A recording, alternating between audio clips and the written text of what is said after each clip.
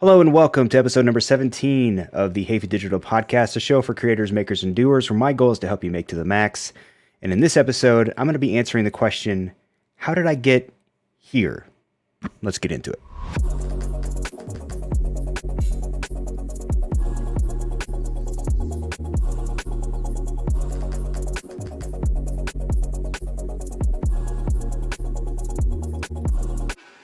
All right. Brendan Halbum in the chat, as usual. What's going on, Brendan? Thank you all for joining me. Before we get into things today, I have to give a big shout out to my wife, Charlene. She is in the kitchen right now, probably listening to this. I doubt she's watching this live because I don't think that's her thing.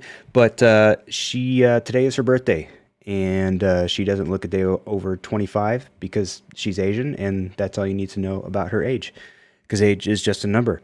And she doesn't look a day over 25. So happy birthday to her. We just ate Buffalo Wild Wings, and that probably wasn't the best idea of something to eat right before I go on a live podcast, but that's what we did. By the way, today, drinking the, did you hear that? See, it's already getting to me. The Peach Pear La Croix. This one's pretty good. I enjoy this. So yeah. Happy birthday to her. We're going to do some cake and all that after this is all done here.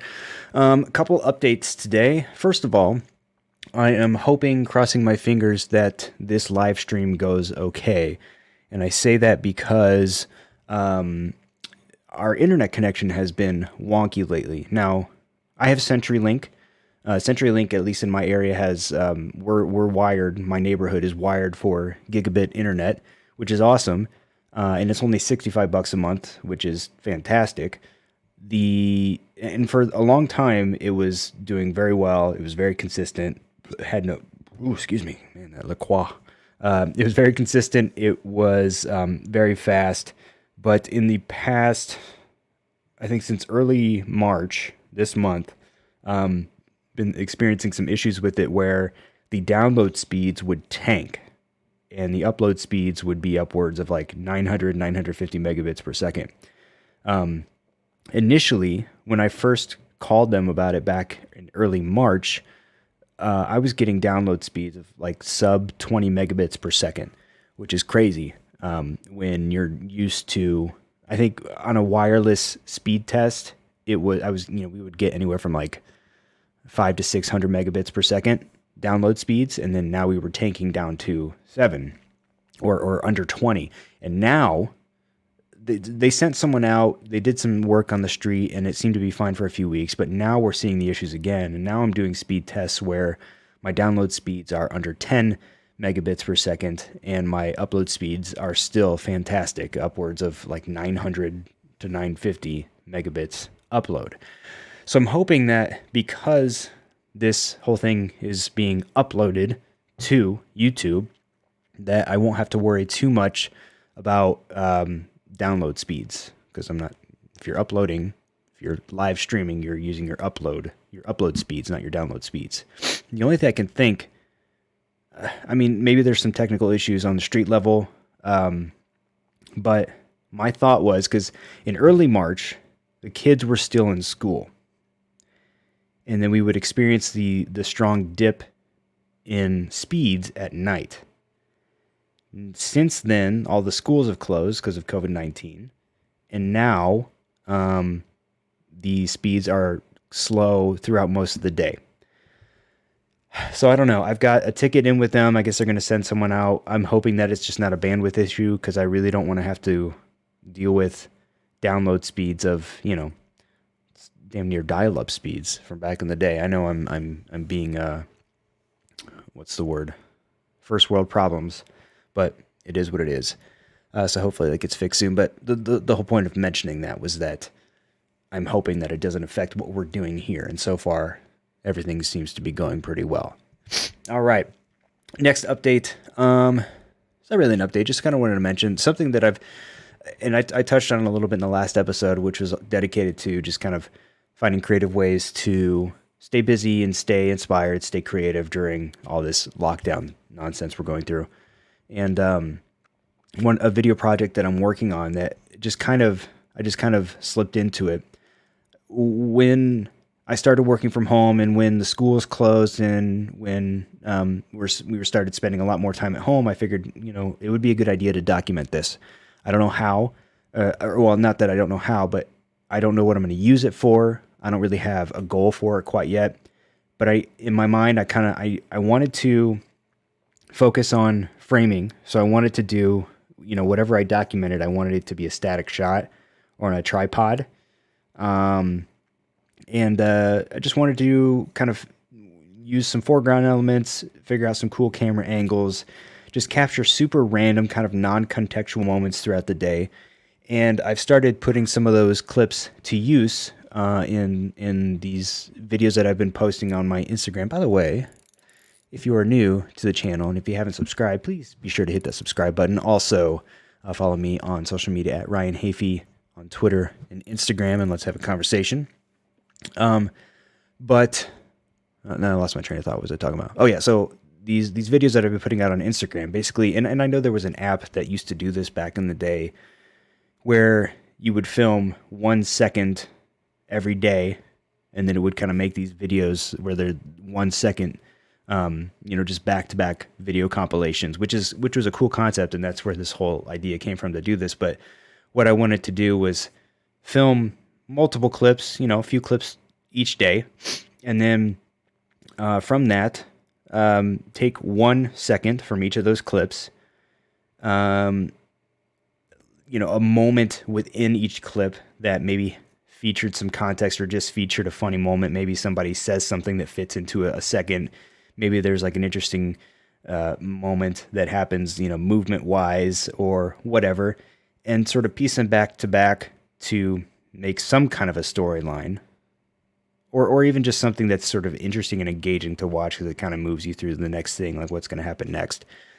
And I've been having a lot of fun with it. So what I've been doing is I'll take all the clips, almost all the clips, in order, place them back to back, 1 second each.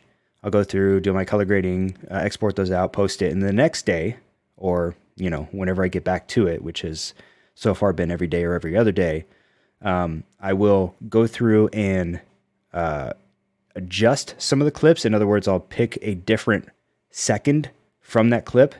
So not all of them necessarily, but I might pick and choose some that might, maybe, this might fit better if I use this portion of the clip, or, maybe I can kind of make these two clips go together if I used these sections of these two clips, that type of thing. So I've been just kind of morphing it as I go. And it's kind of like developed into something that, hey, when it's all said and done, it could be maybe a little short film of some kind. I don't know.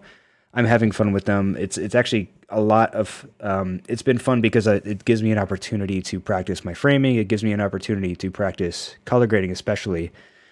And I made my life I made my life more difficult because I decided like halfway through that I would switch from a Cine 2 picture profile to an HLG, HLG3. And that has changed how I've had to, grade my my clips a little bit, but it's part of the process, I guess, is learning. So anyway, that's just been something that I've been working on. I don't know if I'm going to be able to get an updated one out today. I'm going to try. If not, I'm sure I should be able to put something out again by tomorrow.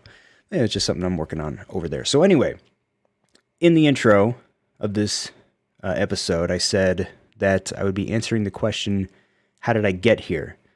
And what that means basically is that I'm gonna tell you my life story today. And I talked about this in a previous episode. There was one episode that I was gonna do where I was actually gonna do this, and then decided to cover something else. But the thought behind doing this is, I guess for me, I listen to a lot of podcasts myself. Some of the ones that I enjoy the most are like, how I built this, and I'm forgetting some of the names of the ones, but just like a lot of like the long form interview style podcasts where they talk to just, notable people, and, who have achieved something. I'm not putting myself in that bank of people by any means necessarily, but I like listening to those podcasts, and whether or not they're notable people, whether they may just have an interesting story. I like hearing how people got to where they are. I mean, it could be someone who is, I don't know, like some homeless person that's got a serious meth addiction. If they've got an interesting life story, and they probably do, I'd be willing to listen to it. So, this is my meth story. Just kidding. I don't do meth. But, yeah, I figured I'd start from the beginning and just talk a little bit about kind of my life, my childhood, sort of how I got into, I mean, because I do a lot of photo and video, but my day job is kind of more centered on the digital marketing side and social media marketing. So just talking about my progression through life, and maybe it might interest some people, or maybe this will just be public record for when the world ends and, they discover my video one day and like, oh, okay, now we know about this guy. That didn't make any sense, but we're going to go with it. So anyway, let's start from the very beginning. By the way, that was Tum Tum barking. Cane Corso. That dude he's what, probably 39 pounds now, which is insane because we picked him up on February 23rd. And in just a little over a month, he's gained more than 20 pounds. Yeah, dude's going to be big. Anyway, so I was born in a small town in York, Pennsylvania. The town was called York, Pennsylvania. I lived there for a little bit, moved to Allentown, Pennsylvania, where I lived for a little bit, I guess. These are things my parents told me because I don't remember these times. And then when I was 3, I moved to the home that I would basically grow up in, all the way in a small town called Edwards, Illinois, which is about 15, 20 minutes west of Peoria. Lived in a neighborhood where you could, there was a small dead-end street, 13 houses on it altogether. You could leave your doors unlocked. You leave your garage door open. Everyone was very trustworthy. You knew everyone. I had a cornfield, behind my backyard. Like, we lived out in the country. It was great in the sense that from a young age, I remember being like 6 years old and saying, "Hey mom, can I go down to my friend's house?" And she'd be like, "Yeah, go ahead, whatever." And I would just go a couple doors down and go see if my friend wanted to come out and play. And we would sort of scour the neighborhood as long as, when I was real little, as long as I stayed off kind of the main drag. My parents were pretty open to just kind of letting me go out and explore. And that was sort of the theme for my childhood was, not a ton of direction of here's what you need to do. You should do this. You should not do that. It was go out and explore. And I don't mean to say that my parents were absent in my life by any means. They were great parents, and they were very supportive of everything that I did. But they had a mentality, I like to think of, let him kind of figure things out, let him make some of his own mistakes. And I credit them a lot for making that decision, whether or not it was something they made consciously or they just liked me out of the house. I don't know. But yeah, so I did that a lot. Just going outside, playing outside. We never had cable. We had the 5 over-the-air channels or so growing up, and so that kind of forced me to be creative in a way. At least that's kind of what I credit it to. I had to find ways to keep myself entertained and keep myself happy. But I grew up a very carefree kid, not really sure what I wanted to do in life, but just kind of going with the flow, as I like to say. I played in bands in kind of junior high and high school. I played a couple sports. I played hockey for 13 years, starting at age 5. Played baseball for a little while. I never... the thing is, though, I'm not a sports guy, and I know I work in boxing too, but the interesting thing is while I played hockey and I played baseball, I never had the attention span to keep up with it outside of actually playing the sport. And that kind of followed me through to this day, with the exception of boxing, because I work in boxing. So I kind of need to keep up with it. But anyway, so yeah, once I went to high school. After high school, I went to college at Western Illinois University in the town of another country town of Macomb, Illinois. We were the Leathernecks. And when I got to college, I didn't really know exactly what I wanted to do still. Again, I've considered myself a creative person, but I hadn't thought about really, what major should I declare that's going to help me use my creativity to the best of my abilities. I wanted to do something creative, and my thought at the time was go into marketing. So that's what I declared at my major. And keep in mind, I started college in 2003, fall of 2003. And this was before social media came around. Actually, Facebook, I remember first hearing about Facebook when I was in college, back when they were still only accepting new users if you had a college email address. So it kind of dates me a little bit. But yeah, I was in college, majored in marketing. And then as I started to see Facebook come around, I started, prior to getting out of college is when I started to see how companies were using Facebook and other social media channels. Podcasting was coming around as well. And I started to see how they were using it to, as a marketing platform. And I thought that was pretty interesting. So I'm like, all right, when I get out of college, I'm going to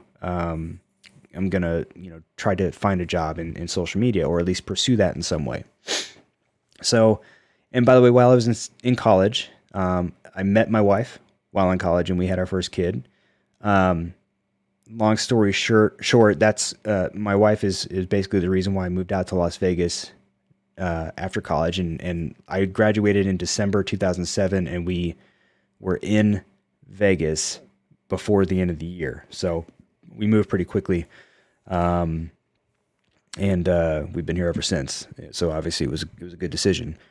But so graduated college, came out here. Luckily, at the time that I graduated, I was working part-time as a valet attendant for a riverboat casino, the one in East Peoria, Paradise Riverboat Casino, if anyone's familiar.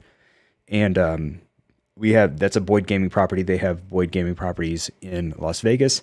I was able to transfer from there into an entry-level marketing position, which was just basically a players club representative at Sam's Town Hotel and Casino off of Boulder Highway.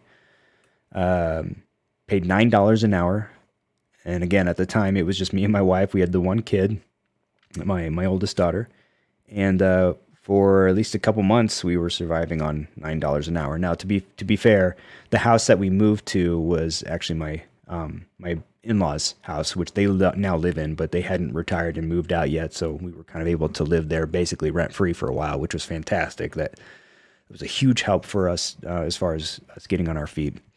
But I was working at this entry-level position, signing people up for players' cards and that type of thing. My boss there, her name was Christine Baker. There's a very small chance that she's seeing this or will ever see this, but if I ever have a chance to see her again, I'll let her know what kind of an impact she had on my life, because she had an incredible amount of patience. She knew that I was motivated to kind of move up and do things within marketing. And she encouraged me to do that, and she would challenge me in some ways. And so an endless patience. You could go back and ask this woman a question every, 3 minutes, and she'd be like, "Yeah, what's up?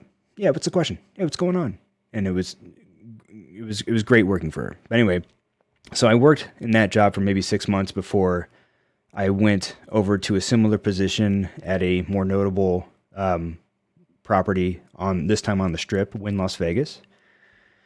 And I did the same thing there for, a little while. And then at a certain point, this opportunity came up there was kind of this small telemarketing department that was being developed.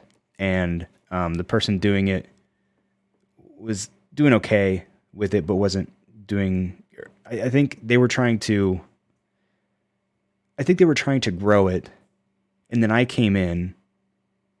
I don't remember how everything went, but ultimately I came in when it was sort of in its infancy. And then the person that was kind of doing it ahead of me ended up moving on. And then I sort of took over it and then hired a small team. Was doing that for a little bit. And by the way, at this point in my life, I remember thinking that I think my mentality getting out of college in general was, you know what? We're going to move out to Vegas. I'm going to get a job at a strip casino. I'm going to work my way up. I'm going to become, a higher ranking person in the company, and we're going to be loaded, and I'm going to be happy, and that's going to be life.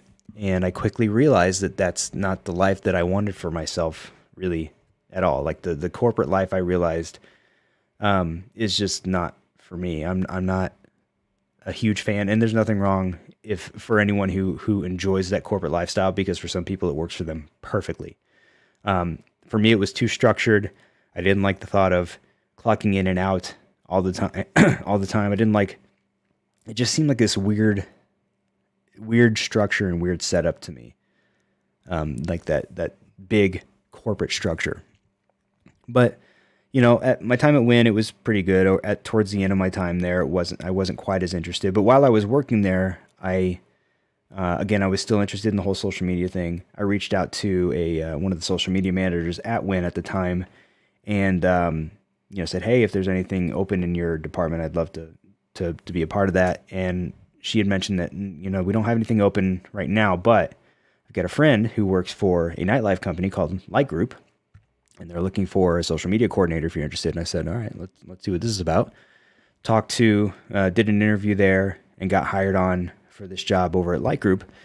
And I think that was a good 2 years of my life where I worked initially as a social media coordinator under this the social media manager, and then she ended up moving on, and then I got promoted to.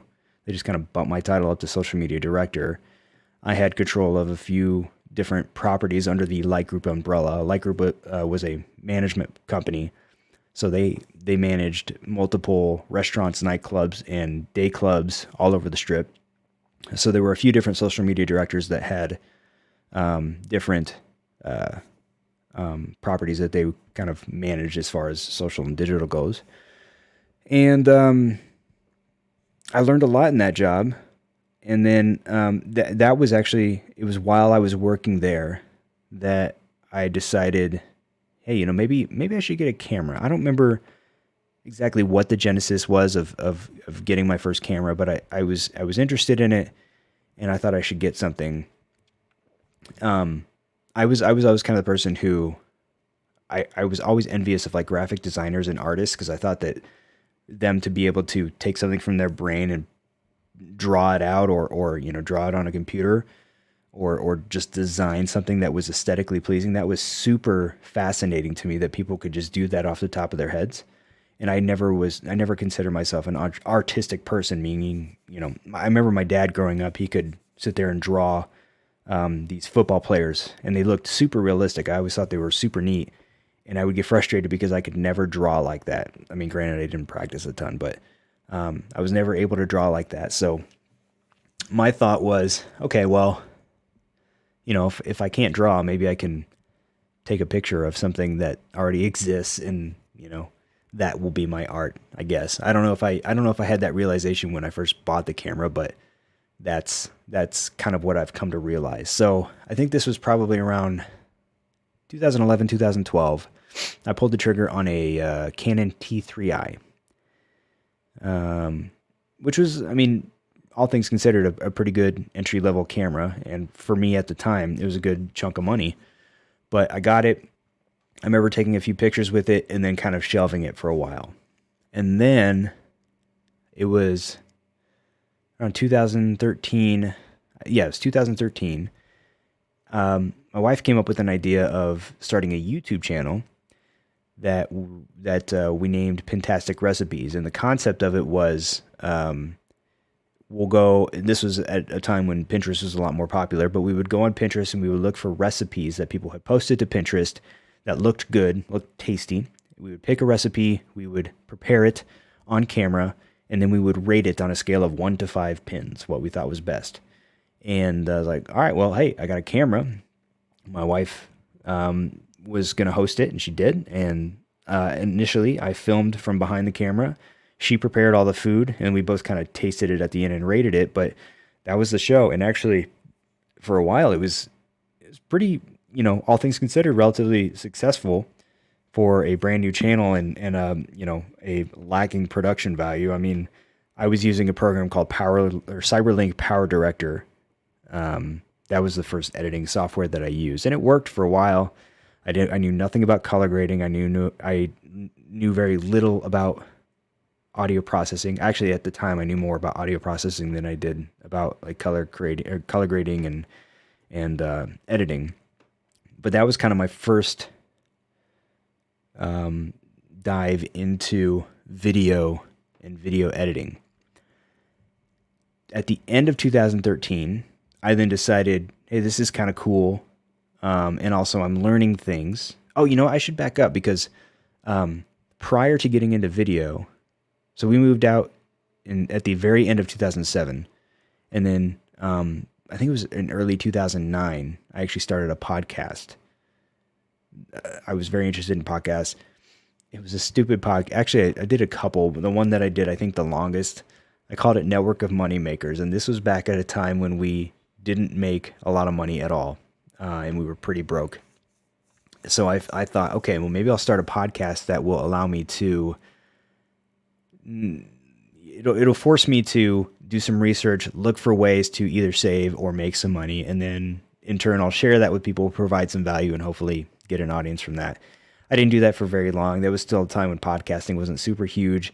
I didn't stick with it. Granted, I don't think I would have lasted that long on it anyway, because it's just not a subject that interests me nearly as much as it used to.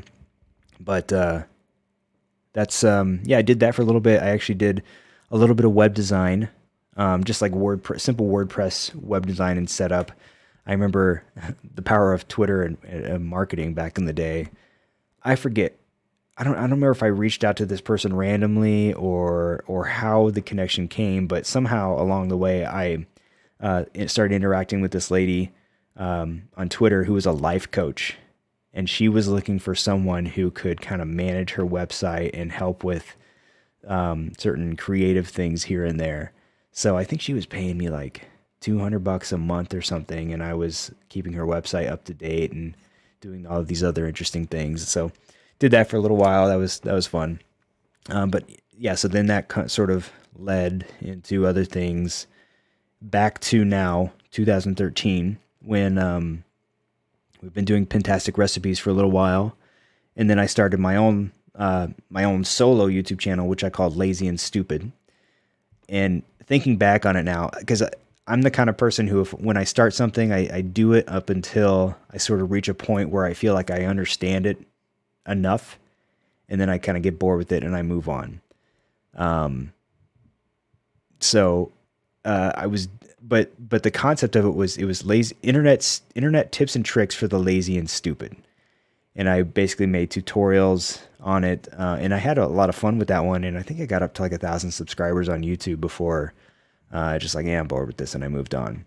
But looking back, I could have done a lot with that. And I think I still own the web domain. And I think and the YouTube channel is still up, but obviously I haven't done anything with it for a while. There was a time a few months back when I was like, maybe I'll revamp that a little bit and get back into it. But I just don't think there's enough time in the day for all the things that I want to do right now. So anyway, 2013, by the end of that, I was doing that channel. And then from there, let's see, I worked at Light Group for a few years. Then I left there to go to another nightlife company, a nightclub called The Act, which was at Venetian or Palazzo, one of the two. Palazzo and Venetian are kind of connected, so I don't remember which side it was on technically.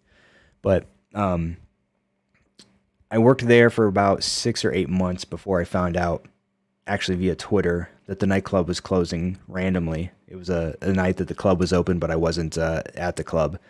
And people were like, "Well, that's the end. That's it for The Act. Let's all party and rage." And I'm like, "Oh, okay. I guess I'm out of a job." So after that, I was out of a job for about a month, I believe, and got a job at a marketing agency.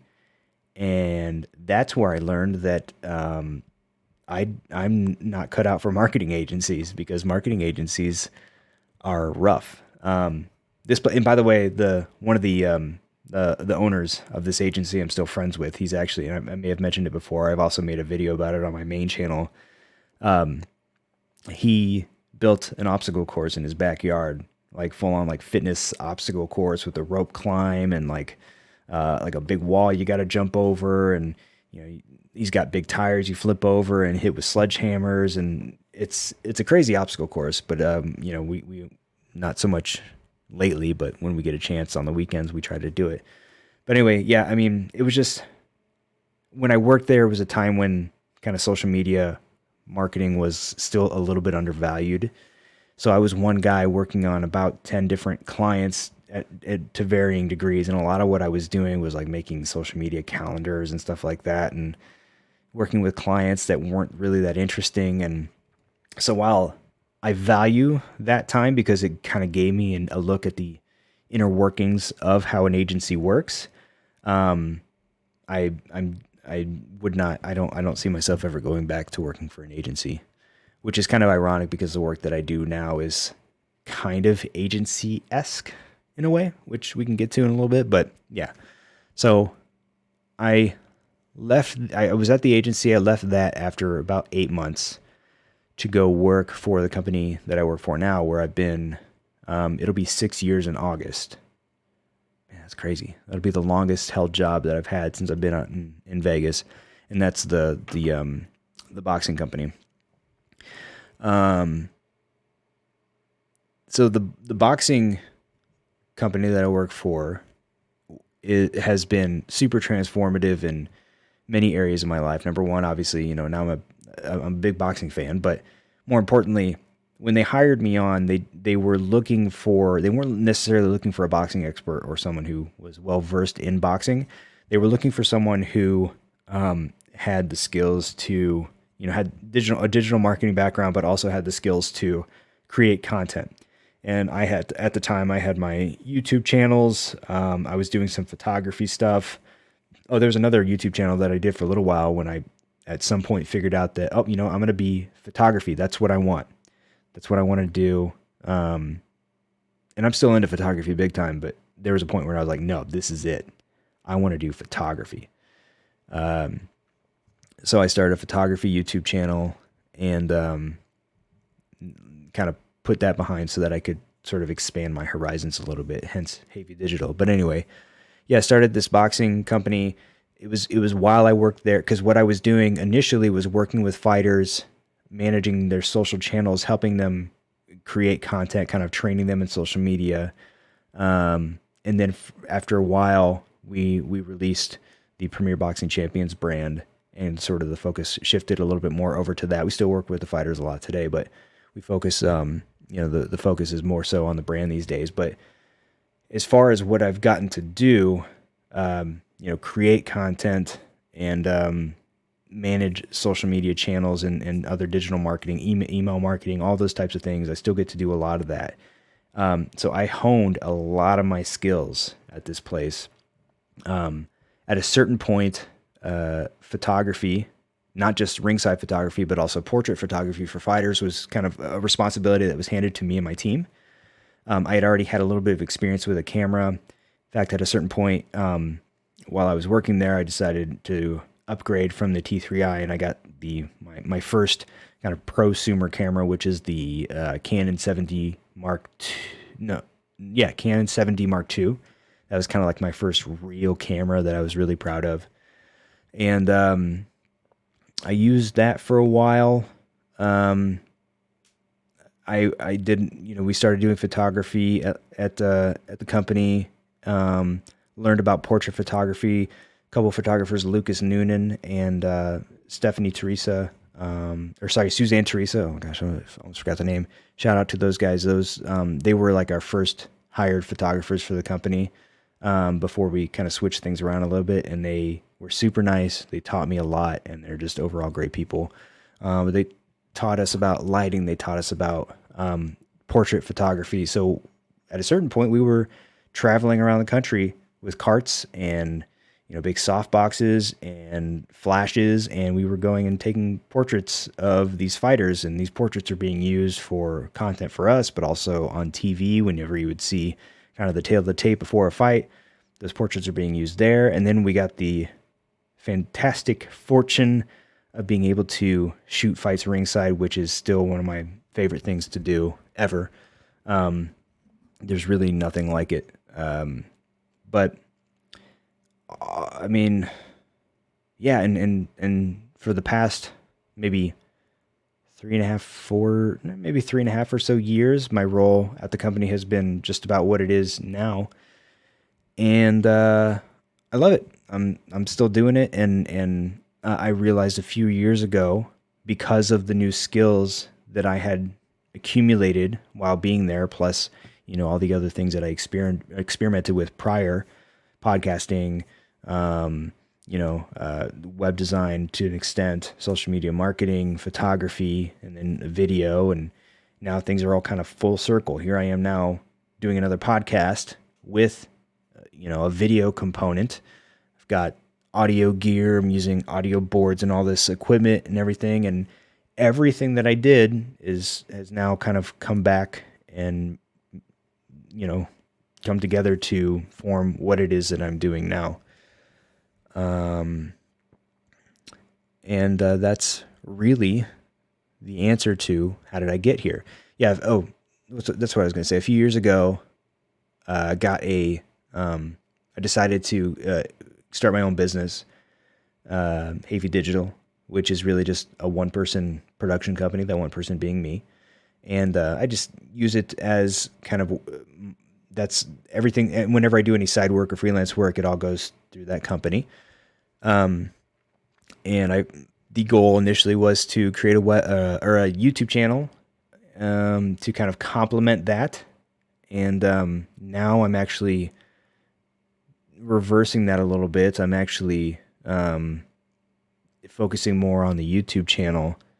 And I've talked about this before, but the goal is to focus more on the YouTube channel and the podcast and things like that in an attempt to give me a little bit more freedom and control over the projects that I take. Because the whole goal is I want to be able to kind of show domain knowledge of what I'm doing so that people come in to me and say, hey, I've seen what you do. We love it. We want you to do what you do for yourself. For us, here are the keys. Here are the reins. Go do your thing. And then I want the flexibility to say, yeah, I'll do it. And, or no, I'm not that interested, or yes, I'll do it. And this is how much it's going to cost you versus, oh yeah, I guess I can do it for that budget. You know what I mean? And I'm fortunate to be in a position where Hafey Digital is not my sole source of income. So I can wait on that a little bit and focus a little bit more on the YouTube stuff and kind of growing the audience there versus having to constantly bust my butt to do these side gigs.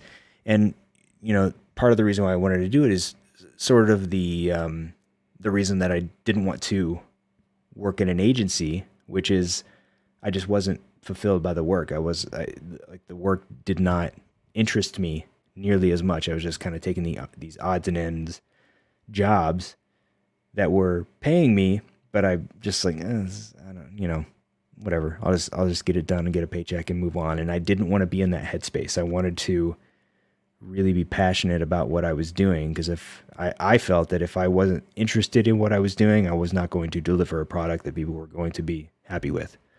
And I didn't want to get to that point. But yeah, everything, all those things have led me to where I am now. And where I am now is in my home in Henderson, Nevada, sitting at a desk with a bunch of gear and equipment that I've hoarded over the past, number of years, since I guess basically about 2013. So all the lenses and speakers and computers and boards and all that stuff that I've gotten, it didn't come to me all at once. It took a long time to earn all these things. But I did it, and I don't say any of that to brag. I just say, look, these are the types of stories that I like to hear from other people. If there's, a lot of people look at people who have achieved any level of success and say, oh, they're lucky. they've got that level of success, and nobody sees the process and the hard work that it took them to get there. And I'm by no means done. I still have a lot that I want to accomplish and a lot that I want to achieve. And it's always a process. It's never ending. So I'm going to keep going, and hopefully, this time next year and every year after that, I'll be even farther along than I am now. At least that's the goal. And hopefully I can take you all along on the ride for me. So if you're here now, make sure you stick around, hit that subscribe button if you haven't already, and follow me on social media on Instagram and Twitter at Ryan Hafey. Let's have a conversation. Thank you so much for the support. If you are watching on YouTube, you can support the channel simply by clicking that subscribe button. If you're listening in audio form, your download of the podcast is greatly appreciated. And that's my time for today. I had fun. That's my story, and I'm sticking to it. And until next time, go make to the max. All right. We'll see you in the next one. Bye-bye.